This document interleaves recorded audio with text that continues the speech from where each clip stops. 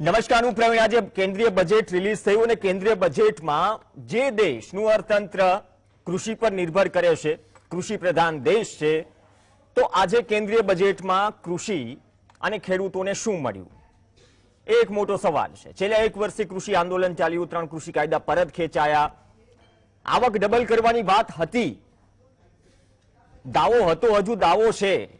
PM મોદીએ પણ વાત કરી કે ખેડૂતોની આવક વધે, ડબલ શબ્દનો ઉપયોગ ન કર્યો. આજકાલ સરકારના પ્રવક્તાથી માંડીને સરકારના જે નેતાઓ છે તે આ ડબલ શબ્દનો ઉપયોગ કરવાથી બચી રહ્યા છે. પણ આજે બજેટમાં ખેડૂતો માટે શું, તેના પર વાત કરીએ તો કંઈ ખાસ નહીં જે ગયા બજેટમાં હતું. 2022-23માં જે 4-5 મોટી કહો, મુખ્ય કહો કે જે છે એ બાબતો કહો, તેના પર નજર કરી લઈએ અને એ પોઈન્ટ્સ પણ પીસીઆર ટીમ ચલાવે સાઈડમાં. કેમ કે 22-23માં 163 લાખ ખેડૂતોને એમએસપીની ખરીદી થશે તેમની પાસેથી અને 1208 લાખ મેટ્રિક ટન અનાજ ખરીદાશે. ગઈ સિઝનમાં પણ હતું તો દર વર્ષે એમએસપીની ખરીદી વધારવાની વાત સરકાર કરી રહી છે. એમએસપી મારફતે 2.37 લાખ ખેડૂતોને રૂપિયા ડીબીટીથી મોકલાશે, મતલબ કે સીધા તેના ખાતામાં મોકલાશે. ઝીરો બજેટ ખેતીની વર્ષોથી વાત ચાલી રહી છે. ઓર્ગેનિક ખેતી, આધુનિક કૃષિ, મૂલ્ય સંવર્ધન અને પ્રબંધન પર ભાર મુકાશે. એ ભાર કેટલો મુકાશે અને ભાર મૂક્યા બાદ છેલ્લા 3 વર્ષમાં રિઝલ્ટ કેટલું મળ્યું તેનું આંકલન પણ કરવું જરૂરી છે. કૃષિ સેક્ટરમાં ડ્રોનનો ઉપયોગ થશે. પાક મૂલ્યાંકન, ભૂમિ રેકોર્ડ, જંતુનાશકના છંટકાવ માટે ડ્રોનના ઉપયોગથી ખેડૂતોને ફાયદો થશે. હવે પાક મૂલ્યાંકન, ભૂમિ રેકોર્ડમાં, જમીન માપણીમાં જે સ્થિતિમાં જમીન માપણી થઈ, આપણે જાણીએ છીએ સારી વસ્તુ છે. ટેકનિકલ યુગમાં આપણે કંઈક નવું કરી રહ્યા છીએ, પરંતુ તે સ્થિતિમાં આપણે પરેશાનીનો પણ સામનો કરી રહ્યા છીએ. તો તેનું નિવારણ શું છે એ પણ આ બજેટથી નહીં મળે, ઇમ્પ્લિમેન્ટેશનથી મળશે. નાબાર્ડના માધ્યમથી કૃષિ સાથે જોડાયેલા સ્ટાર્ટઅપ ને મદદ કરાશે. અલગ અલગ પ્રકારના સ્ટાર્ટઅપ હોઈ શકે, કઈ રીતે મદદ થઈ શકે એની પણ ચર્ચા કરીશું.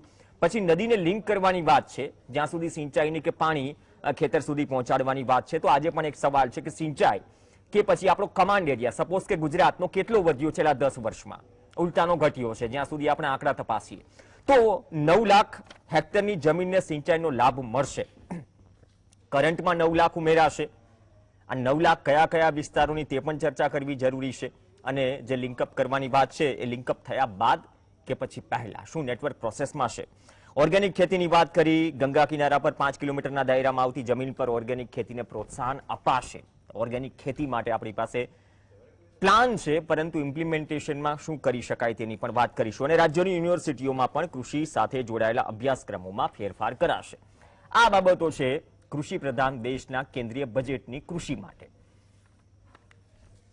તમે પણ કહેશો ભાઈ વાંચવાની શું જરૂર હતી, સવારથી વાત કરી રહ્યા છો, નવું શું છે? બી ફ્રેન્ક, ટુ ધી પોઈન્ટ વાત કરવામાં જીએસટીવી માને છે.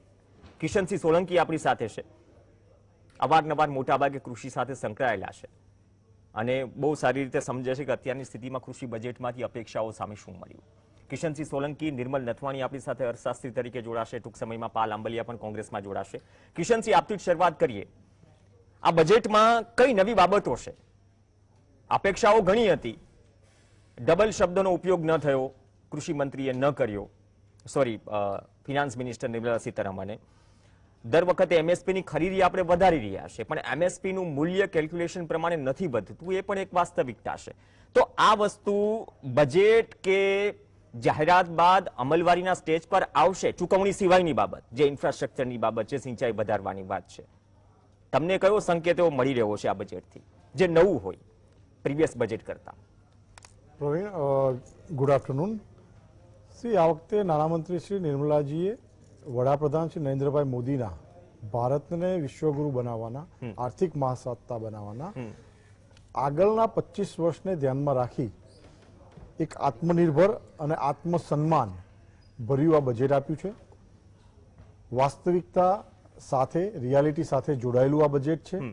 અને આ વખતે રોજગારી, કૃષિ, ઇન્ફ્રાસ્ટ્રક્ચર ઉપર ખાસ ધ્યાન એટલા માટે આપવામાં આવ્યું છે. ચોક્કસપણે સ્પેસિફિકલી કૃષિને અલગ તારવશો તો એ વાત નહીં જામે. ના, હું ઇન્ફ્રાસ્ટ્રક્ચરની વાત કરું છું, કેમ કે આ હાફ એન અવરમાં આપણે કૃષિ ઉપર જ નોર્મલી વાત કરવાની છે. એગ્રી પ્રોસેસિંગ યુનિટથી માંડીને આપણે સિંચાઈથી માંડીને ટ્રાન્સપોર્ટેશનથી માંડીને તો એ કૃષિ નવી વાત શું આવી નવી જે વાત તમને નહીં, મતલબ કે જે આપણે લોંગ ટાઈમ બ્લુપ્રિન્ટ તો મૂકી, પણ તેના પર આપણે કામ કરવાની જરૂર છે. જેમ કે ઝીરો બજેટ ખેતી, ગોવર્ધન યોજના છે વર્ષોથી, પણ ઇમ્પ્લિમેન્ટમાં કચાશ ક્યાં રહી જાય છે એની ઝલક આ બજેટ મતલબ કે આ વાતોમાં નથી મળી રહી. તો એના પર ફોકસ થશે આવનાર સમયમાં? ચોક્કસ પણ એટલા માટે કે આપણે બે વસ્તુ આ બજેટ પહેલા થઈ ગઈ, અચ્છા. એટલે મારે એનો પણ ઉલ્લેખ કરવો પડશે કે આપણા દેશની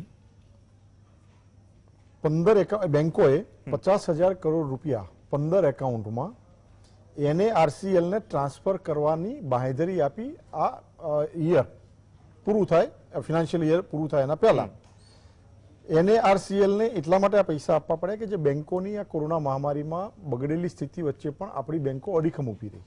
બરાબર છે.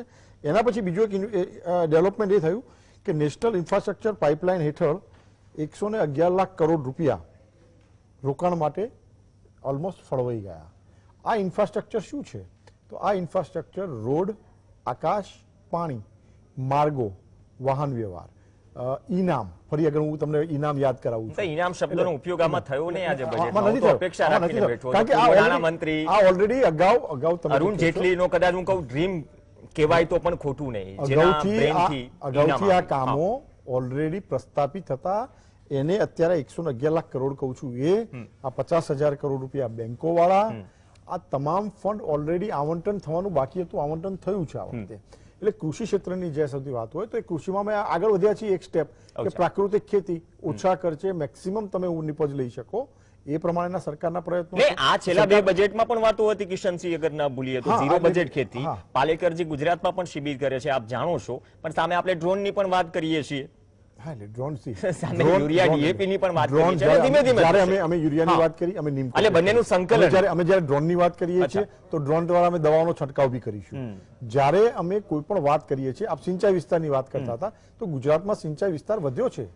54 લાખ હેક્ટરમાંથી 84 લાખ સુધી પહોંચ્યો છે. દેશમાં 9 લાખ હેક્ટરની તમે જે એક વાત મિનિટ કરતા એક મિનિટ એક મિનિટ સિંચાઈ કઈ રીતે વધી મને કિશનસિંહ સમજાવો. કમાન્ડ એરિયા ગુજરાતનો શું હાલની તકે અત્યારની દ્રષ્ટિએ 1 ફેબ્રુઆરી 2022 ના દિવસે ગુજરાતનો કમાન્ડ એરિયા શું તમારા હિસાબે કયો હતો? હા. કેટલો વધ્યો? હું તમને 54 લાખ પૂછું. તમે હેક્ટર. કહો છો 54 લાખ થી 84 એ 84, પહોંચ્યો. હા. Are you sure? હા, sure. એટલા માટે કે 84 લાખનો Are you આંકડો sure, આપ્યો છે. સાહેબ? રવિ પાકમાં કેટલું વાવેતર કર્યું છે આપણે? નહીં રવિ વાવેતર પાકમાં થવું વાવેતર જોઈએ. થયું છે. રવિ પાકમાં બમ્પર વાવેતર થયું છે. ચણાનું સૌથી વધુ વાવેતર થયું છે આ કેટલા વર્ષે. લાખ હેક્ટરમાં થયું છે? 80 લાખ હેક્ટર થી હા, વધુ એટલે થયું બસ, છે. બસ, that's what it is. એટલે આ હેક્ટર નહીં નહીં, મારી વાત સાંભળો. નહીં, સિંચાઈ મતલબ હું નેરોની પણ વાત કરું છું સાહેબ. એવું નહીં ના. અચ્છા પદ્ધતિ એટલે સિંચાઈના દરેક પ્રકાર આવી ગયા એમાં. એટલે હું એ કહું છું જે સરકારના હાથમાં છે, જે જૂની સિંચાઈ વાળી વાતો છે, તો પાલાંબલિયા સિંચાઈમાં વધ્યું છે. જો કે હું આ વાતથી સહમત નથી કે કમાન્ડ એરિયા વધ્યો છે જ્યાં સુધી વધ્યો છે. કેનાલોની વાત આવે. Officially વધ્યો છે. નહીં નથી વધ્યો સાહેબ. કિશનસિંહ આપણે થોડું એના માટે અલગ ડિબેટ ગોઠવી દઈશું. કચ્છ સુધી નહીં, કચ્છ સુધી સાહેબ 6 વર્ષ પહેલાની વાત હતી. રાપર સિવાયના વિસ્તારમાં હું એમ કહું છું. સિંચાઈમાં લાભ લીધો નહીં સિંચાઈનો લાભ લીધો છે, પણ રાપર આંખે દેખાતી નહીં વાત છે. સાહેબ એટલો એરિયા કેટલો છે રાપર કે કચ્છમાં જેટલું પાણી આપવાની વાત હતી, જેટલી જરૂરિયાત એરિયા હતી, maybe તમારી જ ભગીની સંસ્થા ભારતીય કિસાન સંઘ કેટલા વર્ષથી આંદોલન કરે છે તમને પણ ખબર છે. અને હમણાં એ વસ્તુ સ્વીકારાય, મતલબ હજુ અપાશે. એટલે કે જે માંગ હતી 5-6 વર્ષ જૂની હવે પૂરી થશે. હવે પાલાંબલિયા આપના મતે બજેટ કેવું છે? તો વાતો તો સારી છે ઝીરો બજેટ ખેતીની. MSP થી ખરીદી પણ વધારવાની વાત છે, દર વર્ષે વધી રહી છે. પ્રવીણ, બજેટ છે ને એ ઉલટા ચશ્મા પહેરાવા વાળી આખી વાત છે. જે હમણાં જેવી રીતે ભાઈ મારા મિત્ર કિશનસિંહ કહેતા હતા કે સિંચાઈ 54 લાખ થી 84 લાખ થઈ છે. અરે પણ એ 54 થી 84 લાખ એટલા માટે થઈ છે કે આ વર્ષે જે છેલ્લે વરસાદ પડ્યો એના કારણે વાવેતર વધ્યું છે, સિંચાઈ નથી વધી. સિંચાઈમાં આપણે પરંપરાગત સિંચાઈ અને જે નહેરો દ્વારા સિંચાઈ છે, કમાન્ડ એરિયાની જયારે વાત આવે ત્યારે નહેરો દ્વારા સિંચાઈની વાત હોય. કિશનસિંહ નહીં. આ બીજું કિશનસિંહે જે યાદ કરાવડાવ્યું ઇનામની, હજી 2-3 વસ્તુ ભૂલી ગયા ભાઈ. CBBO ભૂલી ગયા, FPO ભૂલી ગયા. FPO પ્રવીણ, તમે કલ્પના નહીં કરી શકો, આખા ભારતની અંદર અત્યારે 4700 FPO બની ચૂક્યા છે. જે FPO ના માધ્યમથી આ ભાજપ સરકાર ખેડૂતોની આવક ડબલ કરવાની હતી પ્રવીણ. જી આવી રહ્યો છે આપનો અવાજ. જે ભાજપ સરકાર એફપીઓ ના માધ્યમથી આવક ડબલ કરવાની વાત કરતી હતી, એ 4,700 એફપીઓ બની ચૂક્યા છે. એક એફપીઓ ને 25 લાખ વધતા 18 લાખ, ટોટલ 43 લાખ રૂપિયા. એટલે આમ તમે હિસાબ કરો તો એફપીઓ પાછળ સરકારનું 5,000 કરોડ કરતા વધારે રોકાણ અત્યારે થઈ ચૂક્યું છે. ગુજરાતની અંદર 400 થી વધારે અત્યારે એફપીઓ બની ચૂક્યા છે. બધાઈને 43 લાખ રૂપિયા સુધીની રકમ ફાળવાઈ ચૂકી છે. તો એ એફપીઓ જે જિલ્લામાં 10-10 એફપીઓ તમે આપ્યા છે, એ જિલ્લામાં કયા ખેડૂતને એફપીઓ નો લાભ મળ્યો છે? એવી ને એવી જે હાલત છે એ આ ડ્રોનની જે આખી વાત છે એ છે. આપણે પ્રધાનમંત્રી પાક વીમા યોજનામાં ડ્રોન શબ્દ છે, એની અંદર આપણે પાક મૂલ્યાંકન માટે સંપૂર્ણ ડ્રોન પદ્ધતિથી જ કરવાના હતા. એનો અર્થ એવો કે આ સરકારની અંદર જેટલી યોજનાઓ આવે છે, બજેટમાં જે જોગવાઈઓ કરવામાં આવે છે, ફાળવવામાં આવે છે, એ ભાજપની ભગીની સંસ્થાઓ, ભાજપના કાર્યકરો, ભાજપની માનીતી કંપનીઓ, એને કેવી રીતે લાભ થાય એના માટે છે. પાલભાઈ આંબલિયા, દરેક સરકારનું બજેટ જ છે ને આમ આદમીને તો છે ને ફૂલ ગુલાબી જ લાગે, આંકડાઓમાં નથી પડવું. નિર્મલ નથવાણી છે આપણી સાથે. નિર્મલભાઈ, બંને પ્રવક્તાઓની વાત સાંભળી. એ કહે છે કે ચલો જોગવાઈઓ છે. કૃષિમાં સાહેબ આપની મતે અર્થશાસ્ત્રી તરીકે અત્યારે એક તો જો કોરોના કાળમાં તમામ જે કોર સેક્ટર હતા એ કકડભૂસ થઈ ગયા, એ વાત સ્વીકારશે. કૃષિ એ દેશને સંભાળ્યો અને અત્યારે પણ રિક્વાયરમેન્ટ એવી છે, સરકારે કહ્યું છે કે એમએસપી થી ખરીદી હજી વધારશું ગયા વર્ષની સરખામણીમાં. પણ કિલો 80 પૈસા જેવો ઘઉંમાં ભાવ પણ વધાર્યો છે. એમાં પણ મોટી જાહેરાતો થઈ. 1 કિલો એ ઘઉંના રવિ સિઝન માટે એમએસપી રિવાઇવ થાય દર વખતે. એમાં નવી વાત નથી, દરેક રવિ સિઝન પહેલા એમએસપી ડિક્લેર થાય. તો આ પરિસ્થિતિમાં જે 5 કે 7 મે ઓપનિંગમાં હું જે પોઈન્ટ્સ બોલ્યો, જે નિર્મલા સીતારમણે 4.25 મિનિટમાં વાત કરી, એમાંથી આપને કઈ વસ્તુ ધારદાર લાગે છે? આપણે રિઝલ્ટ ઓરિએન્ટેડ કે બ્લુ પ્રિન્ટની વાત કરીએ છીએ, તો આપના હિસાબથી કઈ આ વાત પર ફોકસ થઈ રહ્યું છે ગયા બજેટની સરખામણીમાં, જ્યાં સુધી કૃષિની વાત કરીએ? પ્રવીણભાઈ, મને એમ લાગે છે કે દિન પ્રતિદિન અંદાજપત્ર કન્સાઇઝ થતું જાય છે, ટૂંકું ને ટૂંકું થતું જાય છે. એક સમય હતો જ્યારે રેલવે અંદાજપત્રની ધારદાર રજૂઆત કરવામાં આવતી હતી, અલગ દિવસથી એના પર આખી ચર્ચા થતી હતી. આજે રેલવે અંદાજપત્રને મર્જ કરી દેવામાં આવ્યું અને નવી ટ્રેનની કોઈ 2 સ્થળો વચ્ચેની તો જાહેરાત જ કરવામાં ન આવી.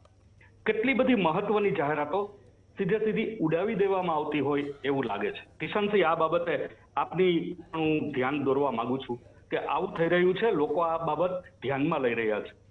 પ્રત્યક્ષ કરની વાત કરીએ તો આખી વાત ઉડાડી દીધી. નાણામંત્રીશ્રીએ કીધું કે ફાઇનાન્સ બિલમાં જોઈ લેજો. કૃષિ માટે તો કિશનસિંહ એક અલગ બજેટ રજૂ કરવાની વાત હતી, એને બદલે કૃષિનો ફોડ પાડવાની માત્ર મર્યાદિત માત્રામાં જાહેરાત કરવામાં આવી. આ દેશમાં ફુગાવો થોડો ઘણો પણ જો અંકુશમાં રહી શક્યો હોય તો એ કૃષિ ક્ષેત્રની ઉદારતાને કારણે છે. અન્નદાતાઓ આપણે કહીએ છીએ, ધરતીપુત્રો કહીએ છીએ, એ આ દેશની જનતાને રાહત અને વ્યાજબી દરે જે અનાજ પૂરું પાડે છે, સરકારની પક્ષેથી તો રાહત મળવાની વાત એક બાજુએ રહી, પણ ખેડૂતો દ્વારા જે રાહત આપવામાં આવી રહી છે એનો લાભ સમગ્ર દેશની જનતા મેળવી રહી છે. અને સમગ્ર દેશની જનતા વતી સરકારે ખેડૂતો માટે કંઈક પ્રલોભનકારી કાર્ય કરવાની તાતી જરૂરિયાત હતી. એવું કહેવામાં આવે છે કે કૃષિલક્ષી જાહેરાતોનો અંદાજપત્રમાં પૂરતી માત્રામાં સમાવેશ કરવામાં આવ્યો છે. જે રીતે અંદાજપત્રમાં મૂડી ખર્ચ પર પ્રાધાન્ય આપવામાં આવ્યું, એક યોજનાઓ ધારદાર રીતે રજૂ કરવામાં આવી. જો કૃષિ ક્ષેત્રને બજેટમાં આટલું બધું પ્રાધાન્ય આપ્યું હોય તો કૃષિ ક્ષેત્રની પણ પ્રત્યેક જાહેરાત ધારદાર રીતે થવી જોઈતી હતી. અને એક વિચારણા તો એવી પણ હતી કે અંદાજપત્રની રજૂઆત કરતા પહેલા ગત વર્ષના અંદાજપત્રની કેટલી જોગવાઈઓનું કેટલું અમલીકરણ થયું એના માટે થોડો સમય ફાળવવામાં આવે, એને અંદાજપત્રનો ભાગ ગણવામાં આવે. જેમ કે ઝીરો બજેટ ખેતી, નિર્મલભાઈ, જેમ કે ઝીરો બજેટ ખેતી. હા, તો હવે એક વાત મિસિંગ થઈ ગઈ, પ્રધાનમંત્રી ફસલ બીમા યોજના, ઈનામાં તમામ વસ્તુનો ઉલ્લેખ ન થયો. કદાચ થયો હોત તો વધારે બ્રોડ લાગત કે ચર્ચા થઈ સ્પેસિફિકલી. ડેફિનેટલી. અને પ્રવીણજી, ખાસ તો એ વાત છે કે બહુ મહત્વની વાત અર્થશાસ્ત્રીઓ કહી રહ્યા છે કે ગત અંદાજપત્રમાં જે જાહેરાત કરવામાં આવી એમાંથી કેટલી માત્રામાં જાહેરાતોનું અમલીકરણ થયું અને હવે તમે ત્યાંથી ક્યાં આગળ વધવા માંગો છો આ ઘટનાક્રમ, આ આખી ચર્ચાને અંદાજપત્રનો જ એક ભાગ બનાવો, પણ આ માંગણી સ્વીકારવામાં આવતી નથી. આપણે ખેતીની પાયાની વાત કરીએ તો ખાતર, બિયારણ, જંતુનાશક દવા, આ બધી, આપણે પાણી અને વીજળીની પણ વાત કરી શકીએ. આ બધા ઇનપુટ છે. ઇવન કૃષિ લોનની પણ વાત કરી શકીએ. આના વિશે સરકારે જરા ફોડ પાડીને વાત કરવાની હતી કે ખાતર બાબતે સરકારની નીતિ શું રહેશે, બિયારણ બાબતે નીતિ શું રહેશે, અને ખેડૂતોને આશ્વાસન આપવાની જરૂર હતી.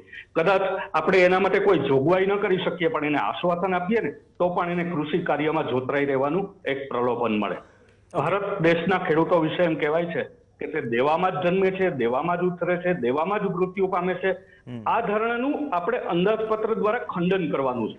કારણ કે ડી સુબ્બારાવે કીધું કે દેશના વિકાસને ઉત્તેજન ના આપી શકે તો એ અંદાજપત્ર જ નથી. આ બાબત આપણે ક્યાંક ચૂકી રહ્યા છીએ. ઓકે, કિશનસિંહ સોલંકી, જો આપણે અંદાજપત્ર અને પછી અમલવારીની વાત કરીએ, 1208 લાખ મેટ્રિક ટન અનાજ ખરીદાશે. એફસીઆઈના જ હું આંકડા લાવ્યો છું ગયા મહિનાના જ. પંજાબમાં 15.92 લાખ મેટ્રિક ટન ખરીદી ઓછી થઈ છે ઘઉંની. ધાનની ખરીદી ઓછી થઈ છે ઓવરઓલ પંજાબ સહિત બાકી બધા રાજ્યોમાં. એ આંકડાઓ એફસીઆઈના કંઈક અલગ આંકડાઓ કહેવામાં આવે છે, બજેટમાં કંઈક અલગ આંકડાઓ છે, ચૂંટણી ભાષણમાં કંઈક અલગ આંકડાઓ છે. મતલબ કે ફોન નથી પડી રહ્યો, આમાં કન્ફ્યુઝન ક્રિએટ થઈ રહ્યું છે. આ C2+50 A2+FL જેવું છે.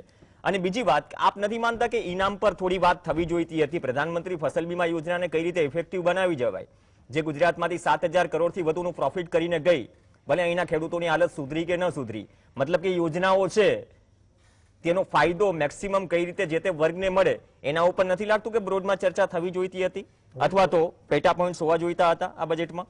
ચોક્કસપણે થઈ છે ને, આંકડાઓ એ જ પ્રમાણિત હોય છે વિધાનસભાઓમાં અને સંસદમાં ચર્ચાએ. આજે નિર્મલાજી સ્પેસિફિક કેટલી ઘઉંની, ચોખાની, કઠોળની ખરીદી થઈ એના આંકડાઓ બોલ્યા છે. એટલે વધારે એમાં હું નથી જતો. હું એ જ કહું છું ને, આંકડાઓ બોલ્યા છે, આટલી ખરીદી ઓછી થઈ છે. નિર્મળભાઈ, આપણે જો ઝીરો બજેટ ખેતી ના કરી હોત, ખેતીને પ્રોત્સાહન ના આપ્યું હોત, સમયસર સગવડો ના આપી હોત, સમયસર એમને સાચવા ના હોત, તો for the first time in the Indian history, farming history, આપણું agriculture export set to cross $50 billion in 2022. આ ઓફિશિયલ આંકડા છે.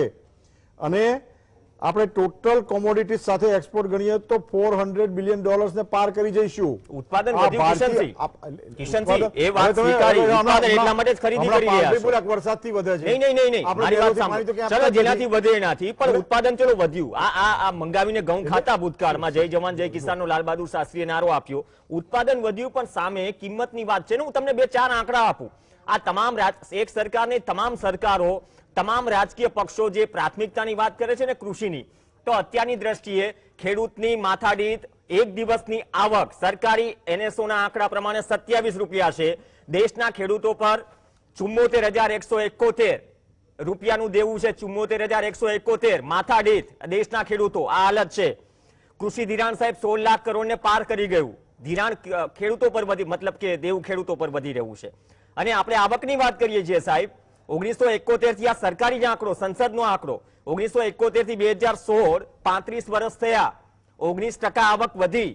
સરકારી નોકરિયાતોની સાહેબ વધી ગઈ છે 100%, 150%, 200%. અને સૌથી મોટી વાત, જેના પર MSP ઉપર છાતી ઠોકીને ઢોલ વગાડાઈ રહ્યો છે સરકાર દ્વારા, છેલ્લા સાહેબ 15 વર્ષમાં આ સરકારી આંકડો, સાહેબ મારી વાત તો સાંભળો, 2,75,000 કરોડ વંદનીય. જરા આ આંકડો પણ લઈ લો, MSP નો આંકડો પણ લઈ લો, બંને સરકારો સવાલોમાં છે. નાનાની વાત નથી, હું એમ કહું છું MSP માં પ્રોપર કેલ્ક્યુલેશન નથી, એના કારણે 15 વર્ષમાં 45 લાખ કરોડનું નુકસાન થયું છે ખેડૂતોને. આમાં તમે પણ જવાબદાર છો, કોંગ્રેસ પણ જવાબદાર છે. આ આંકડાઓ જોઈને તમે કહેશો કે પ્રાથમિકતા દરેક રાજકીય પક્ષની અને સરકારોની શું છે? તમે આ વાત નહીં કરો. આ આંકડાની વાત કોંગ્રેસ પણ નહીં કરે, કોઈ રાજકીય પક્ષ નહીં કરે, સત્તા પક્ષ ભાજપ નહીં કરે. તો એ આંકડા પર ઉજાગર કરો કે આ નુકસાનીમાંથી બહાર કઈ રીતે આવીશું. એ પ્રાથમિકતા દેખાય છે આજના બજેટમાં કિશનસિંહ? આ ત્રણ જ આંકડામાં બજેટમાં પ્રાથમિકતા 21 કરતા વધારે જણસોની સરકાર 2.75 લાખ કરોડ સેપરેટ બજેટ કૃષિ માટે ફાળવીને MSP ની ખરીદી ચાલુ રહેશે, પ્રતિબદ્ધતાનો પુરાવો આપ્યો. નંબર 2 કે ચાલુ નાણાકીય વર્ષમાં એગ્રીકલ્ચર ગ્રોથ 3.9% રહેશે એસ્ટિમેટેડલી. સર્વિસ સેક્ટરનો ગ્રોથ ઓલમોસ્ટ 8.2%, નિકાસમાં 16.5%ની વૃદ્ધિ, આ બધા જ આંકડાઓ પ્રોત્સાહક છે ને એટલા માટે જ નિર્મળભાઈ આપણે ઘણા સમય પછી આપણે ડિફિસિટના ભય છતાં 39.45 લાખ કરોડ ફિનાન્શિયલ ડિફિસિટના ખતરા છતાં આપણે હિંમતભેર આ નિર્ણયો લેવામાં સફળ રહ્યા છીએ Okay, sir. અને આ નિર્ણયોના લીધે જ હા વિદેશી મૂડીરોકાણ, આપણું પોતાનું મૂડીરોકાણ અને રોજગારીની વિપુલ તકો પણ સાથે સાથે ઉપલબ્ધ થવા જઈ રહી છે. એટલે ખેડૂતો નિશ્ચિત રહે. ભારતીય જનતા પાર્ટીની સરકાર ખેડૂતો માટે હંમેશા 7 ડેઝ 365 ડેઝ બંધાયેલી છે. ઓકે, ચલો પાલ આંબલિયા, ખેડૂતો નિશ્ચિંત રહે, રાજકીય પક્ષોને કોઈ ચલો ચિંતા કરો ન કરો. 2014-15માં જીડીપીમાં કૃષિનો હિસ્સો 18.2% હતો, હાલ 16ની આસપાસ આવી ગયો. ખેડૂતો નિશ્ચિંત રહો, દેશ નિશ્ચિંત રહો. કૃષિ વિકાસ દર દેશનો 6.8% હતો, હવે આપણે કહીએ છીએ કે 3.9 સમથિંગ. કિશનસિંહ 3.9? ના, ગ્લોબલ ઇન્ફ્લેશન નહીં, આપણું કૃષિ વિકાસ દર. કૃષિ વિકાસ 3.9. ઓકે, 3.9 મતલબ કે બહુ વખાણવા લાયક છે. તમે ચિંતા ન કરો. તો આંકડાઓ પણ સામે નથી આવતા ને સાહેબ.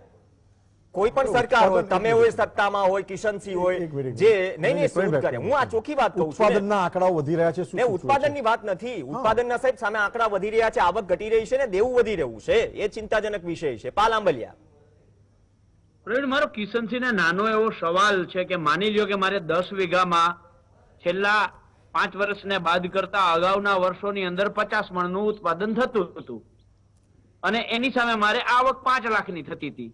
હવે એ ઉત્પાદન મારું વધ્યું 50,000 જે ઓલું શું કહેવાય 50 મણ જે થતું હતું એ કિશનસિંહ 100 મણ થઈ ગયું માની લીધું. છેલ્લા 6 વર્ષની અંદર દર વર્ષે 100 મણ મગફળી ઉત્પાદન થાય છે.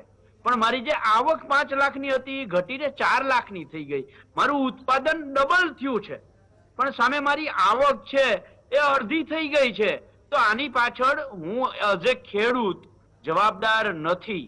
આ જવાબદાર એઝ એ પોલિસી મેકર ગવર્મેન્ટની જવાબદારી છે કે મારા ખાતરની અંદર ભાવ વધ્યો, મારી દવાની અંદર ભાવ વધ્યો, સબસિડી આપવાની વાત કરે છે ને સરકાર.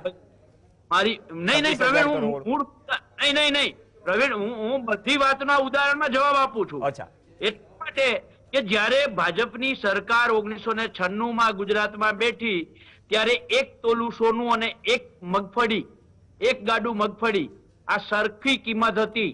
આ 1996 થી લઈ અને અત્યાર સુધી કમ્પેરિઝન નો કોઈ મતલબ નથી પાલભાઈ. મેં 71 થી કમ્પેરિઝન બતાવી દીધી ને પાલ આંબલિયા કે 1971 થી 2016 સુધી 19% આવક વધી છે મતલબ ખેડૂતોની. એમાં બધું આવી ગયું નોર્મલી. કેટલા પાણીમાં છે આટલા કરોડની જાહેરાત બાદ. આજે આપણે એ વાત કરી ને કૃષિ બજેટ કેટલું વધ્યું, પીએમ કિસાન સન્માન નિધિ, પીએમ કિસાન સન્માન નિધિ કેટલી વધી, જે 6,000 આપવાની વાતો થાય છે દર વર્ષે. મતલબ કે બજેટમાં કેટલો વધારો કર્યો, એના ઉપર કોઈ વાત નહીં કરે. પ્રવીણ, મારી છેલ્લી વાત, ઘઉંની એમએસપી ની અંદર જેટલો ભાવ વધારો કર્યો ને, જેટલી કુલ રકમનો, એનાથી વધારે એની પાછળની જાહેરાત ખર્ચ છે. કિશનસિંહ જોવું હોય તો જોઈ લેજો. જેટલા તમે ખેડૂતોને આપવાના છો ને એનાથી વધારે તમે જાહેરાત ખર્ચ કરી નાખો છો. તમે કયા મોઢે ખેડૂત લક્ષી વાત કરો છો? તમે કયા આધારે કહો છો કે ખેડૂત લક્ષી સરકાર છે, ખેડૂતો પ્રત્યે સંવેદનશીલ સરકાર છે? જેટલા પૈસા આપ્યા એનાથી તો વધારે તમે જાહેરાત કરી છે. ઓકે, ચલો, જાહેરાતો તો તમામ રાજકીય પક્ષો કરે છે ને સરકાર સામે સવાલ પણ થાય. નિર્મલભાઈ, 2 મિનિટનો સમય છે પણ 18.2 થી 16ની આસપાસ આપણે આવી ગયા.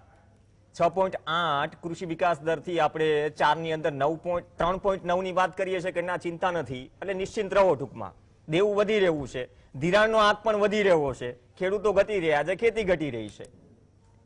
મતલબ આંકડાઓ સારા લાગે સાંભળવામાં. પોલિસી પેરાલિસિસ જે દરેક વસ્તુઓમાં છે જ્યારે રિઝલ્ટ ન મળે, એ જ વસ્તુ કૃષિ સાથે બની રહી છે. પ્રવીણજી, હું કિશનસિંહને એ જ વાત કહેવા માંગતો હતો કે બધી જ સ્થિતિ જો અનુકૂળ છે એવી વાત કરવામાં આવી રહી છે તો શા માટે આપણે સરખામણી નથી મૂકતા? શા માટે આપણે ખેડૂતોને કન્વિન્સ નથી કરાવતા? મારી ફક્ત એટલી જ વાત હતી કે ખેડૂતો કન્વિન્સ થાય એ આ અજંપા ભરેલી સ્થિતિમાં ખૂબ જરૂરી છે. તેઓને આપણે વાત ગળે ઉતરાવી જોઈએ કે સરકાર પક્ષેથી ખેડૂતો માટે શું કરવામાં આવ્યું. જેમ કે આ અંદાજપત્રની વાત કરી, આજે પ્રોસેસ્ડ ફૂડનો આખા વિશ્વમાં જમાનો ચાલી રહ્યો છે. આપણે જે કર્યું તેનાથી સંતોષ નથી માનવાનો, કેમ કે આપણી પાસે વિપુલ તકો રહેલી છે. આ કૃષિ પ્રધાન દેશ છે. નાનો એવો ઇઝરાયલ દેશ પણ કૃષિ ક્ષેત્રે જે હરણફાળ ભરી રહ્યો છે એના ઉપરથી આપણે ઘણો મોટો બોધપાઠ લેવાની જરૂર છે. આપણે જે કર્યું એનાથી સંતોષ માની લેશું તો વિકાસની પ્રક્રિયા અટકી જશે. જી. તો આપણે પ્રોસેસ્ડ ફૂડના ઝોન કે એના યુનિટ સ્થપાય એવી કોઈ જાહેરાત કરવાની જરૂર હતી. આવી જ રીતે નવા વેરહાઉસની સ્થાપના માટે સબસિડીની જાહેરાત કરવાની જરૂર હતી. ઇન્ફ્રાસ્ટ્રક્ચર નિર્મળભાઈ એ જ ઘણો છે. બધો અમે ચિલ્લઈ જે ઇન્ફ્રાસ્ટ્રક્ચર બોલીએ છીએ, અમે 1,75,000 કરોડ ગન્ના ખેડૂતોને ઉત્તર પ્રદેશમાં જે ક્યારેય પૂરા કોંગ્રેસી સરકારો જ્યાંથી આપણા પાલભાઈ આવે છે એ આપવામાં નિષ્ફળ નીવડી હતી, અમે આપ્યું. એના પછીની બસપા હોય કે સપા સરકાર હોય તો એ બધી પણ અમે સરકાર આપ્યું. સરખી છે રે સાહેબ. વિષય મારો એટલો છે, ઇન્ફ્રાસ્ટ્રક્ચર જયારે અમે શબ્દ વાપરીએ છીએ આપની વાત સાચી છે કિશનસિંહ, એક કિશનસિંહ, તો આ છતાં ચૂકવણી ન આપની થાય. વાત સાચી 30 છે સેકન્ડ, પણ નિર્મલભાઈ. ફોડ પાડીને વાત કરવાની જરૂર છે. ફોડ એટલે જ મને પાડવાની ખેડૂતો જરૂર છે. કેમની સાથે ઉભા રહે છે? ગુજરાતનો ખેડૂત નીકળે બહાર, અચ્છા એમને વાસ્તવિકતાની ખબર છે. અચ્છા, ચલો અંદાજપત્ર અને વાસ્તવિકતાના દાવાઓ વચ્ચે એક વાત છે કે ચલો શેરડીની જ વાત નીકળી તો શુગર કેન એક્ટ છે કિશનસિંહ 1968 નો 14 દિવસમાં શેરડીની ચૂકવણી કરવી પડે શુગર મિલોએ. સહારનપુરની રેલીમાં 2017માં પીએમ મોદીએ કહ્યું હતું કે યુપીમાં સરકાર બનશે ભાજપની તો 14 દિવસમાં મતલબ કે તમને પેમેન્ટ થઈ જશે, અધરવાઇઝ તમને વ્યાજ સાથે પૈસા મળશે. તો તમે પણ કહો છો કે 100% નથી મતલબ ચૂકવણી થઈ. તો સ્થિતિ એ છે કે એક્ટ છે જે દેશમાં કાયદો છે શુગર કેન એક્ટ, છતાં પણ મનમાની ચાલતી હોય. ખેડૂતો માટે નો ડાઉટ ઘણી બધી સારી જાહેરાતો છે, જાહેરાતો આપણે કરીશું, પણ આ પરિસ્થિતિમાં જો ધિરાણનો આંક વધી રહ્યો છે, દેવું વધી રહ્યું છે, ખેતી ઘટી રહી છે, 27 રૂપિયા પર હેડ NSO સરકારની એજન્સી જો જાહેર કરે 45 લાખ કરોડ નું નુકસાન થયું 15 વર્ષમાં એમએસપી ના કારણે, જે એમએસપી પર હજુ કમિટી નથી બની કમિટમેન્ટ છતાં. યુપીમાં થોડી રાજનીતિ પણ થઈ રહી છે, છતાં પણ આ અંદાજપત્ર છે તેમાંથી જે અંદાજો હતો, અપેક્ષાઓ હતી, ખેડૂતો વધુ જાણે છે, બહુ સારી રીતે જાણે છે કે તેની જરૂરિયાત અને અંદાજ મુજબ તેમને આમાંથી શું મળ્યું. અને અપેક્ષા રાખે કે અમલવારી ઉપર વધારે ફોકસ થાય, કેમ કે ગઈ બજેટથી આ બજેટની સરખામણીમાં બહુ નવી વાતો નથી જે કદાચ આપને શોકિંગ લાગે કે નહીં આ નથી, આ પહેલી વખત સાંભળી. આભાર કિશનસિંહ, નિર્મલભાઈ, પાલ આંબલિયા. આ સાથે ચર્ચામાં હાલ બસ આટલું જ.